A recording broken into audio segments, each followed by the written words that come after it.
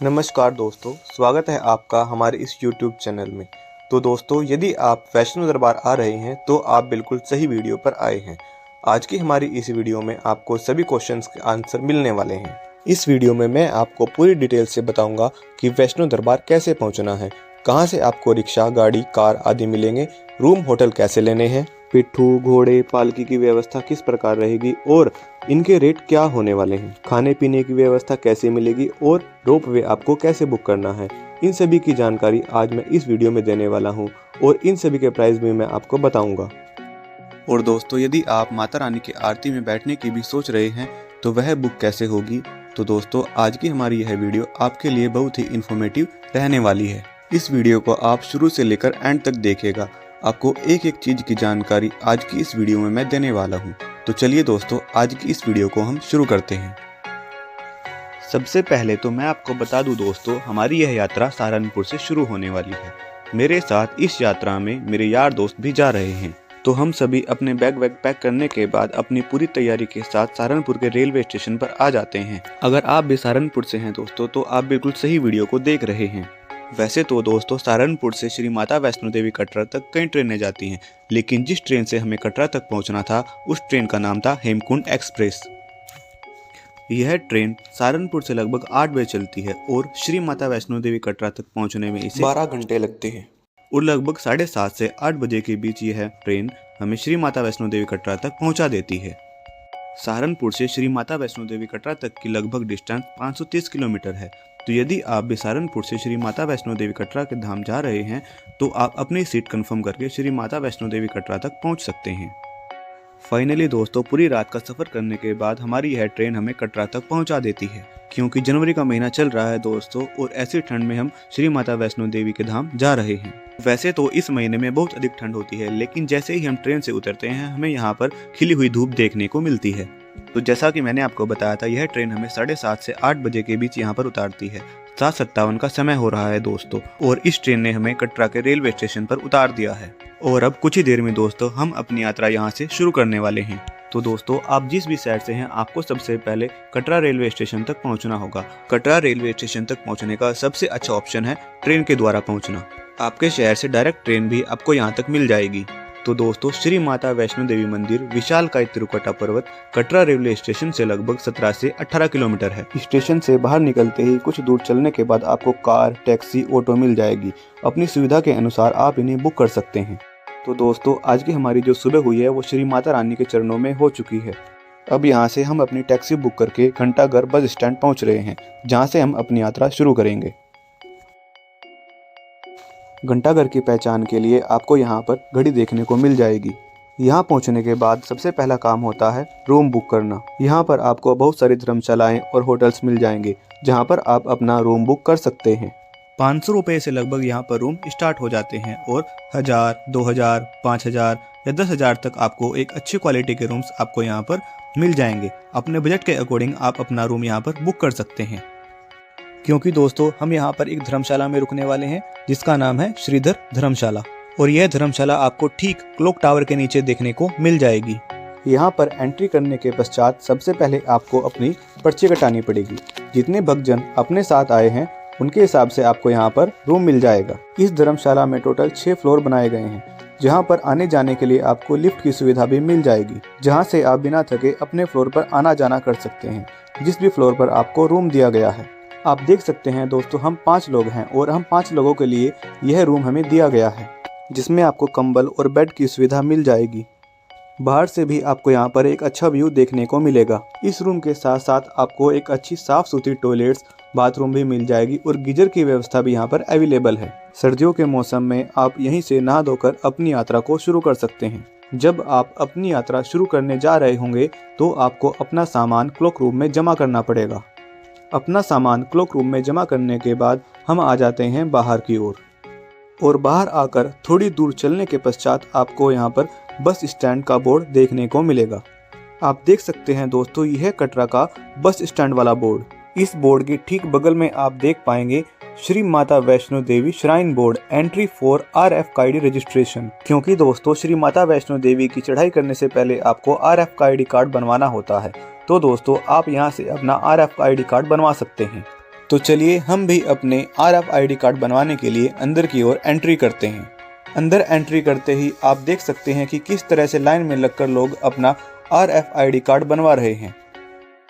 तो दोस्तों, यदि आप वैष्णो दरबार आ रहे हैं तो अपने साथ आधार कार्ड, पैन कार्ड या कोई भी एक ID लेकर जरूर आएं, जिसे दिखाकर आप अपना RFID कार्ड बनवा सकते हैं। यह कार्ड बनवाने के लिए यहाँ पर कई सारे काउंटर बनाए गए हैं, जिससे ज्यादा भीड़ भाड़ होने पर सभी भक्तों का RFID कार्ड जल्दी और आसानी से बन जाए। ये होता है RFID कार्ड, और यह कार्ड बनवाना सभी के लिए बहुत ही जरूरी होता है। हमारा यह बन चुका है और अब हम अपनी श्री माता वैष्णो देवी की यात्रा को शुरू कर सकते हैं। एक बात और दोस्तों, RFID कार्ड बनवाने के लिए रेलवे स्टेशन के पास में भी काउंटर बनाए गए हैं, वहां से भी आप अपना RFID कार्ड बनवा सकते हैं। आप देख सकते हैं दोस्तों, मार्केट में कितनी चहल पहल है और यहीं से हमारी पैदल यात्रा माता रानी के भवन तक शुरू होने वाली है। लेकिन सुबह का समय है और हमने अभी तक कुछ खाया भी नहीं है, इसलिए हम पहले कुछ नाश्ता पानी कर लेते हैं। सबसे पहले तो मैंने और मेरे साथ आए हुए सभी भाइयों ने यहाँ के कुलचे छोले को ट्राई किया, जो खाने में सच में बहुत स्वादिष्ट बने हुए थे। कुलचे छोलों का आनंद लेने के बाद फिर हमने यहाँ की सुबह की चाय का भी आनंद लिया और चाय पीने के बाद फाइनली हमारी यात्रा अब यहाँ से शुरू हो जाती है। बोल साचे दरबार की जय, बोल वैष्णो माता की जय। ये देखिए दोस्तों, ये है सामने माता रानी का पवित्र त्रिकुटा पर्वत, जहाँ पर हमें पहुँचना है। जय माता रानी। यहाँ से माता रानी का भवन लगभग 10 से 12 किलोमीटर तक पड़ता है, जहाँ तक हमें पहुँचना है। तो दोस्तों, अब हम आ पहुँचे हैं माता रानी के दर्शनी द्वार पर। यहाँ पर बहुत लंबी लाइन लगी हुई थी, धीरे धीरे हमें लाइन में लगकर आगे चलना पड़ा। यह दर्शनी द्वार श्री माता वैष्णो देवी यात्रा का प्रवेश द्वार है। बस स्टैंड से लगभग 1 किलोमीटर की दूरी पर स्थित यहाँ से भक्त त्रिकुटा पर्वत का पूरा नजारा देख सकते हैं। पौराणिक अभिलेखों में कहा गया है कि श्री माता वैष्णो देवी ने यहीं पर एक बालिका का रूप धारण करके पंडित श्रीधर जी से मुलाकात की थी। इस दर्शनी द्वार में प्रवेश करते ही सबसे पहले आपकी चेकिंग होगी। बैग वैग सभी आपके चेक किए जाएंगे। तो दोस्तों, हम भी अपने बैग वैग चेक कराने के पश्चात दर्शनी द्वार से बाहर निकल आते हैं और अपनी यात्रा दोबारा से शुरू कर देते हैं। बोलिए जय माता दी। आगे बढ़ते हुए आप देख सकते हैं दोस्तों, बाजार किस प्रकार भक्तों से भरा पड़ा है। जिस भी भक्त को चलने में प्रॉब्लम है वह डंडे का सहारा लेकर भी आगे बढ़ सकता है। यहाँ की किसी भी शॉप से आपको डंडे की सुविधा भी मिल जाएगी। इसके साथ ही दोस्तों, यदि आपके साथ यहाँ पर छोटे बच्चे भी आए हुए हैं तो उनके लिए भी यहाँ पर पालकी की सुविधा अवेलेबल है। इन पालकी में आप अपने बच्चों को बिठाकर आगे की यात्रा कर सकते हैं। यहीं से कुछ दूर चलने के बाद एक न्यू ट्रैक ताराकोट मार्ग बनाया गया है, जो अर्धकुंवारी से होता हुआ सीधा भवन तक जाता है। आप यहां से भी अपनी यात्रा कर सकते हैं। यहां से आपको घोड़े खच्चर की सुविधा भी मिल जाएगी, जहां से आप इनकी सवारी करके बिना थके भवन तक पहुंच सकते हैं। यहाँ पर पोनी पालकी एंड पिट्ठू PRE पेड बुकिंग काउंटर भी बनाया गया है, जहाँ से आप अपनी पर्ची कटवाकर यात्रा में आगे बढ़ सकते हैं। इसके अलावा दोस्तों, यहाँ पर एक रेट लिस्ट भी आपको देखने को मिल जाएगी, जिसमें आपको सभी के रूट दिखाए गए हैं और वेट के हिसाब से पैसे भी इसमें लिखे हुए हैं। अब आपको जहाँ तक भी जाना है, वेट के हिसाब से पैसे देकर आप वहाँ तक पहुँच सकते हैं। आप देख सकते हैं दोस्तों, जिन लोगों को चलने में प्रॉब्लम होती है वे पालकी का सहारा लेकर भवन तक पहुँच रहे हैं। यात्रियों के इस पैदल मार्ग पर आप भीड़ देख सकते हैं दोस्तों, किस तरीके से भक्तजन मां के दरबार पहुंच रहे हैं।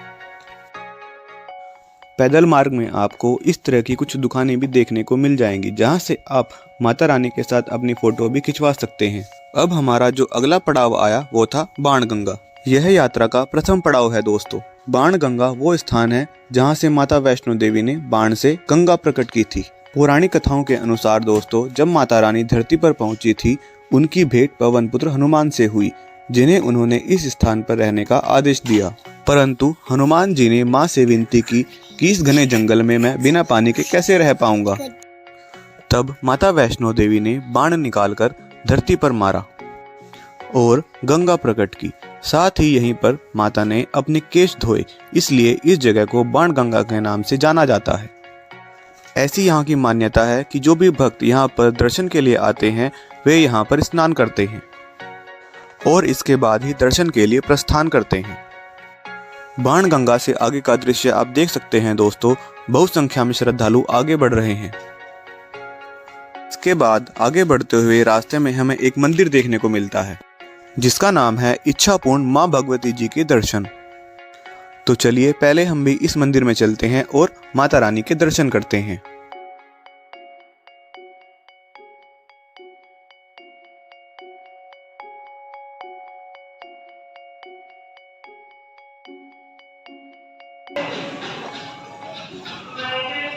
तो दोस्तों, यदि आप वैष्णो दरबार आ रहे हैं तो यहाँ पर माता रानी के दर्शन के पश्चात ही आगे की यात्रा शुरू करें। इसके बाद हम पहुँच चुके हैं चरण पादुका मंदिर। आप देख सकते हैं दोस्तों, यह वही स्थान है जहाँ पर माता वैष्णो देवी ने भैरवनाथ जी को पीछे मुड़कर देखा था कि भैरवनाथ जी पीछे आ रहे हैं या नहीं। यहाँ पर रुकने के कारण ही श्री माता वैष्णो देवी जी के चरण बन गए, जिनके आज आप दर्शन प्राप्त करते हैं। तो बाण गंगा के बाद चरण पादुका के दर्शन करके आप अर्धकुंवारी की ओर प्रस्थान कर सकते हैं। तो चलिए दोस्तों, पहले तो हम माता रानी जी के चरण के दर्शन करने के लिए अंदर चलते हैं। बोलिए जय माता दी।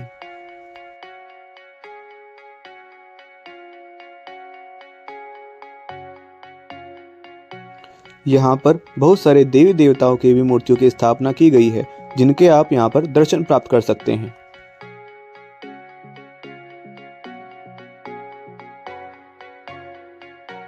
तो माता रानी जी के दर्शन प्राप्त करने के बाद दोस्तों हम बढ़ते हैं अपनी यात्रा में आगे।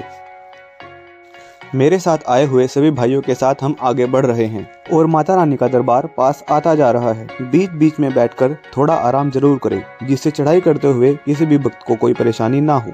चढ़ाई करते हुए दोस्तों माता रानी के पहाड़ों के बहुत ही सुंदर सुंदर नज़ारे भी आपको देखने को मिलेंगे, जहाँ पर आप अपनी यादगार के तौर पर फोटोग्राफ्स भी ले सकते हैं। ये देखिए दोस्तों, अर्धकुंवारी माता रानी का मंदिर भी हमें दिख गया है। यहाँ से आप देख सकते हैं सीढ़ियों से जाने का रास्ता भी यहाँ पर बनाया गया है। यहाँ से आप ऊपर जाकर माता रानी का लंगर भी ग्रहण कर सकते हैं। इसके अलावा दोस्तों यहाँ पर अर्धकुंवारी प्रीपेड काउंटर भी बनाया गया है, जहाँ से आप अपनी पर्ची कटवाकर घोड़ा, पालकी, पिट्ठू की सेवाएं भी ले सकते हैं। अब यहाँ से आगे बढ़ने के बाद हम पहुँच चुके हैं इंद्रप्रस्थ मार्ग पर। यहाँ पर आपको 2 मार्ग देखने को मिलेंगे। यहाँ से अगर आप सीधा जाते हैं तो ये है हिमकोटी मार्ग, जो कि बैटरी कार वाला मार्ग है, जो भवन तक जाने का 5.5 किलोमीटर तक का रास्ता है। और अगर आप इस मार्ग से जाते हैं तो यह है हाथी मत्था मार्ग, जो भवन तक जाने का 6.5 किलोमीटर तक का रास्ता है। तो बढ़ते हैं आगे अर्धकुंवारी की ओर। रास्ते में आपको एक और चेक पोस्ट देखने को मिलेगा। यहाँ भी आपके बैग वैग चेक होंगे और फिर आप अपनी यात्रा में आगे बढ़ेंगे। तो दोस्तों, अपने बैग चेक कराने के बाद अब हम अर्धकुंवारी की ओर प्रस्थान कर चुके हैं। अर्धकुंवारी बस कुछ ही दूर और है। फाइनली फ्रेंड्स, बहुत देर का सफर करने के बाद अब हम अर्धकुंवारी आ ही गए। और शुरुआत में सबसे पहले आपको डिस्पेंसरी का बोर्ड देखने को मिलेगा। इसके ठीक सामने ही डिस्पेंसरी बनाई गई है। यदि किसी भी भक्त को कोई परेशानी है तो वह यहाँ से अपनी दवाई लेकर अपनी यात्रा में आगे बढ़ सकता है। यहाँ से आगे बढ़ते हुए आपको बहुत अच्छे अच्छे रेस्टोरेंट देखने को मिल जाएंगे।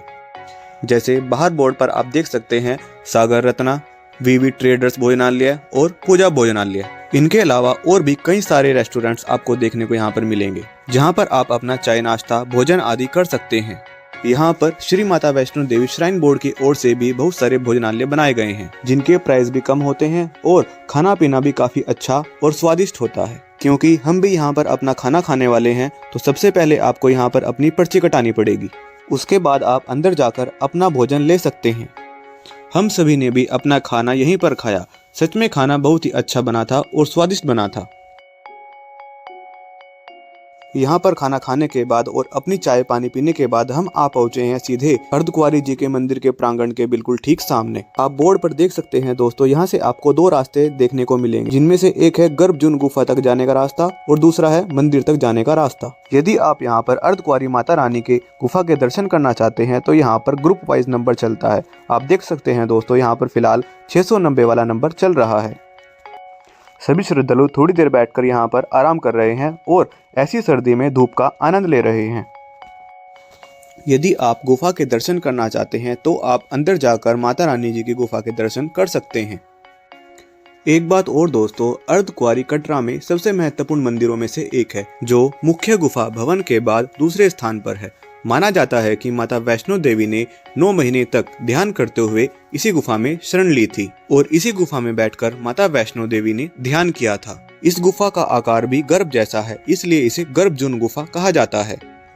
अर्धकुंवारी माता रानी के भवन से आप पहाड़ों के सुंदर सुंदर नज़ारे भी देख सकते हैं और यहाँ पर थोड़ी देर विश्राम करने के बाद अपनी आगे की यात्रा शुरू कर सकते हैं। अर्धकुंवारी से भवन जाने के दो रास्ते हैं दोस्तों। एक है हेमकोटी से जाने का रास्ता और दूसरा है सांझी छत से जाने का रास्ता। सांझी छत से यदि आप भवन तक जाते हैं तो आपको बहुत ही खड़ी चढ़ाई यहाँ पर करने को मिलेगी, इसलिए यदि आपको भवन तक पहुँचना है तो हेमकोटी वाला मार्ग ही अपनाएं। यहीं से यात्रा करना आपके लिए सही रहेगा। अर्धकुंवारी मंदिर के ठीक सामने आपको भवन का रास्ता लिखा हुआ मिलेगा। यही हेमकोटी वाला मार्ग है जहाँ से आप अपनी यात्रा शुरू कर सकते हैं। तो चलिए हम भी अंदर चलते हैं और अपनी आगे की यात्रा इस मार्ग से शुरू करते हैं। जब आप इस रास्ते से आगे बढ़ेंगे तो आपको इस रास्ते पर बैटरी कारें भी देखने को मिल जाएंगी। बैटरी कारों का आना जाना भी हेमकोटी मार्ग से ही होता है। आगे बढ़ते बढ़ते अब हम आ पहुंचे हैं डोसा पॉइंट। तो दोस्तों यदि आप कुछ अच्छा खाने की सोच रहे हैं तो इस डोसा पॉइंट से आप डोसा भी खा सकते हैं। ये सभी श्राइन बोर्ड की ओर से चलाए जाते हैं। यहाँ से थोड़ी दूर चलने के पश्चात हमें माता रानी के भवन की पहली झलक दिखाई दी। दर्शन करिए दोस्तों माता रानी के भवन की पहली झलक के। बोलिए जय माता दी। यहाँ से दोस्तों अब हम बिना रुके माता रानी के भवन तक चलते हैं। फिर से एक और चेक पॉइंट हमें देखने को मिला और यहाँ पर भी अपने बैग वैग चेक कराने के बाद हम अपनी यात्रा में आगे बढ़े।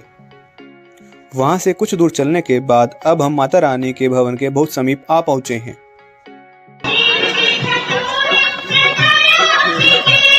शाम हो गई है और लगभग 5 बजे हुए हैं दोस्तों। अब हमें यहाँ से दुर्गा भवन पहुँचना है जो नीचे बेसमेंट, और थोड़ी देर में माता रानी की आरती भी शुरू हो जाएगी। हमने भी अपनी अटका आरती बुक की हुई है। तो चलिए फ्रेंड्स माता रानी का जयकारा लगाते हैं और आगे बढ़ते हैं दुर्गा भवन की ओर। बोलिए जय माता दी। फाइनली अब हम पहुंच गए हैं दुर्गा भवन। आप देख सकते हैं दोस्तों कितना अच्छा यह भवन बनाया गया है। सुबह से शाम हो गई है और अब हम बहुत ज़्यादा थक चुके हैं। इस भवन में helicopter ticket counter, donation and अटका आरती काउंटर बनाया गया है। आरती में बैठने से पहले आपको यहीं से अपना टोकन प्राप्त करना होगा। अटका आरती में बैठने के लिए आपको लगभग 2 महीने पहले ही ऑनलाइन बुकिंग करनी होती है। श्री माता वैष्णो देवी श्राइन बोर्ड की साइट पर जाकर आप भी अपनी अटका आरती बुक कर सकते हैं। यदि आप 4 बंदों के ग्रुप में अपनी अटका आरती बुक करते हैं तो उसमें आपको कुछ छूट मिल जाएगी। 4 बंदों की अटका आरती की बुकिंग का प्राइस 5100 रुपए होता है, लेकिन यदि आप एक बंदे की अटका आरती बुकिंग करते हैं तो उसमें 2000 रुपए आपके लगेंगे। क्योंकि दोस्तों पूरा दिन की चढ़ाई करने के बाद हम बहुत ज्यादा थक चुके थे, तो दुर्गा भवन पहुंचने के बाद हमने सबसे पहले कॉफी पीकर उसका आनंद लिया। रात को ठहरने के लिए दोस्तों यहाँ पर और भी भवन बनाए गए हैं, जैसे कालका भवन, न्यू श्रीधर भवन।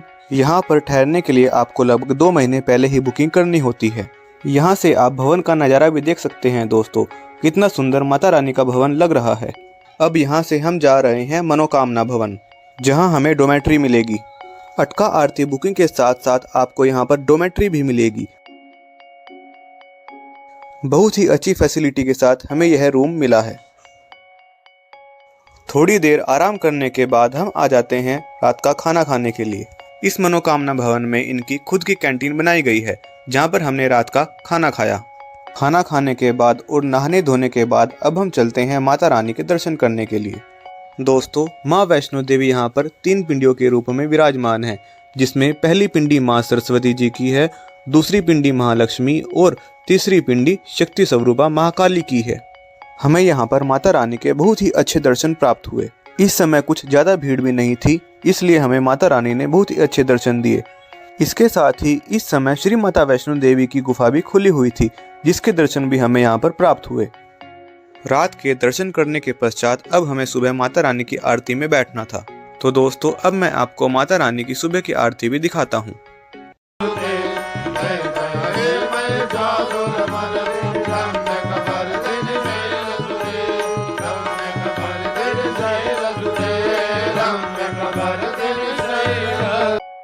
तो दोस्तों पहली बार हमें माता रानी की आरती में बैठने का सौभाग्य प्राप्त हुआ और 2 बार हमें माता वैष्णो देवी के दर्शन प्राप्त हुए। अब हम आ चुके हैं रूम नंबर 4 के पास, जहां पर लॉकर बने हुए हैं।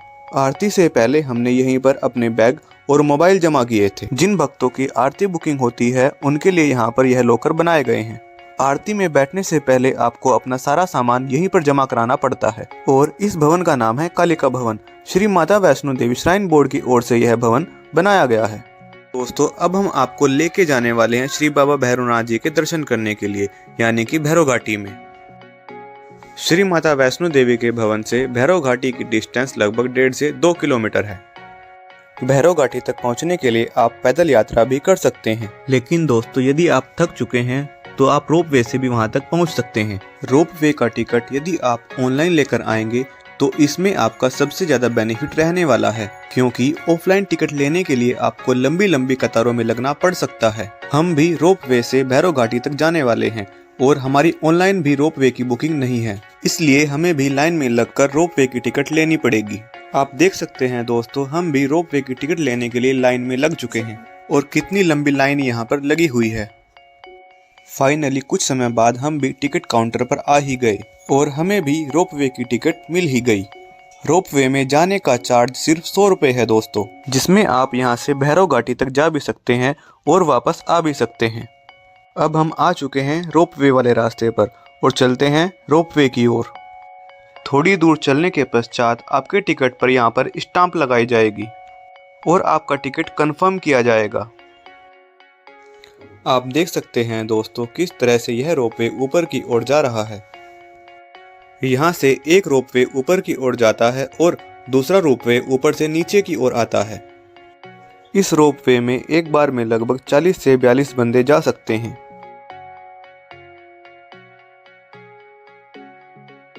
फाइनली अब हम भी रोपवे की सवारी करने के लिए जा रहे हैं। हमारा रोपवे भर चुका है और तैयार है भैरव घाटी जाने के लिए। रोपवे से आप माता रानी के त्रिकुटा पर्वत का नज़ारा देख सकते हैं दोस्तों, कितना खूबसूरत, कितना सुंदर यह लग रहा है। सर्दियों के मौसम में रोपवे की टाइमिंग सुबह 8 बजे से लेकर शाम के 5 बजे तक रहती है, तो यदि आप रोपवे से यात्रा कर रहे हैं तो टाइमिंग का ध्यान भी जरूर रखिएगा। यहाँ से एग्जिट करने के बाद हम सीधा आ चुके हैं बाबा भैरवनाथ जी का प्रसाद लेने के लिए। भैरवनाथ जी का प्रसाद लेने के लिए आपको यहाँ पर भेंट शॉप मिल जाएगी, जहाँ से आप बाबा भैरवनाथ जी का प्रसाद ले सकते हैं। प्रसाद लेने के लिए आपको यहाँ भी लाइन में लगना पड़ेगा और इस विंडो में पैसे जमा करके पहले आपको पर्ची कटानी पड़ेगी, तभी आपको यहाँ से प्रसाद मिलेगा। प्रसाद लेने के बाद अब हम चल पड़ते हैं बाबा भैरवनाथ जी के मंदिर में उनके दर्शन करने के लिए। कहा जाता है दोस्तों, मरते हुए जब बाबा भैरवनाथ जी को भूल का एहसास हुआ तब माँ से उसने क्षमा याचना की। तब माँ ने उन्हें वरदान दिया कि उनकी भी पूजा होगी और जन्म मृत्यु के चक्र से भैरवनाथ जी को मुक्त किया। और माँ ने कहा, मेरे दर्शन तब तक पूरे नहीं होंगे जब तक कोई मेरे बाद तुम्हारे दर्शन नहीं करेगा। तो दोस्तों यहाँ पर भी हमें बाबा भैरवनाथ जी के बहुत ही अच्छे दर्शन प्राप्त हुए। बोलिए बाबा भैरवनाथ की जय। बाबा भैरवनाथ जी की घाटी में आप भक्तों की अच्छी खासी भीड़ देख सकते हैं। यहाँ से माता रानी के पर्वतों का नज़ारा भी बहुत अच्छा दिखाई आपको देखने को मिलेगा। यहाँ पर आप अपनी यादगार के तौर पर फोटो भी खिंचवा सकते हैं। आप भैरव घाटी से माँ के सुंदर भवन का नज़ारा भी देख सकते हैं। बोलिए साचे दरबार की जय।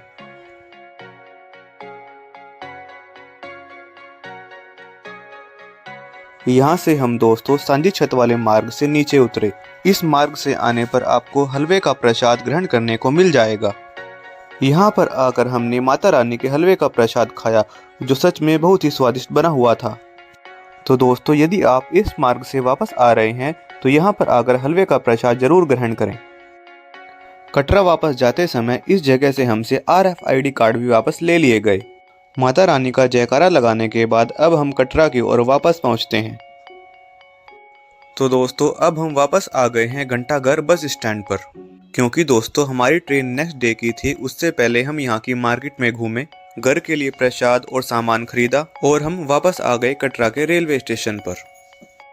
तो दोस्तों कहते हैं माँ के दरबार में जो भी सच्चे मन से आता है माँ उनकी मुराद जरूर पूरी करती है। दोबारा से जल्दी बुलावे भेजिएगा मेरी माता, और अगला बुलावा आपका भी हो सकता है दोस्तों। तो आप भी यहाँ पर आए और माता रानी जी के दर्शन प्राप्त करें। माता वैष्णो देवी आपकी मुराद जरूर पूरी करेंगी। बोलिए जय माता दी। बोलो साचे दरबार की जय। वैष्णो माता की जय।